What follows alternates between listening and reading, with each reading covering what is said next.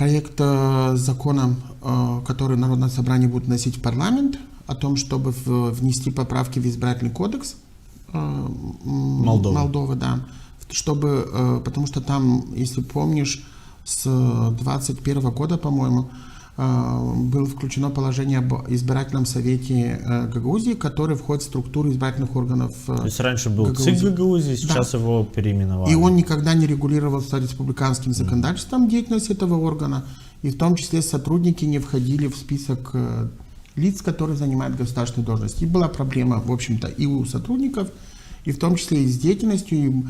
И если ты помнишь, всегда была проблема с доступом к государственному регистру избирателей. В общем, казалось бы, что с момента, как этот орган был включен в список и в положение избирательного кодекса Молдовы, что проблема решена, в общем-то, и все. Но потом не будем сейчас вспоминать историю, что расформировали ЦИК.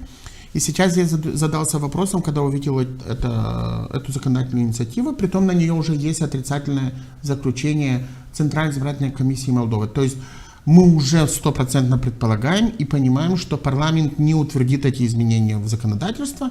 И я думаю, что автор законопроекта господин Лейчу и многие депутаты Народного собрания однозначно понимают, что им не удастся получить господин Лейчу далеко не глупый человек. Но здесь срабатывает политтехнологический момент, что это очередной раз можно будет сказать, что теперь Кишинев блокирует там организацию выборов в Гагаузии. Но мы понимаем, потому что там последствий много, судебная реформа и так далее.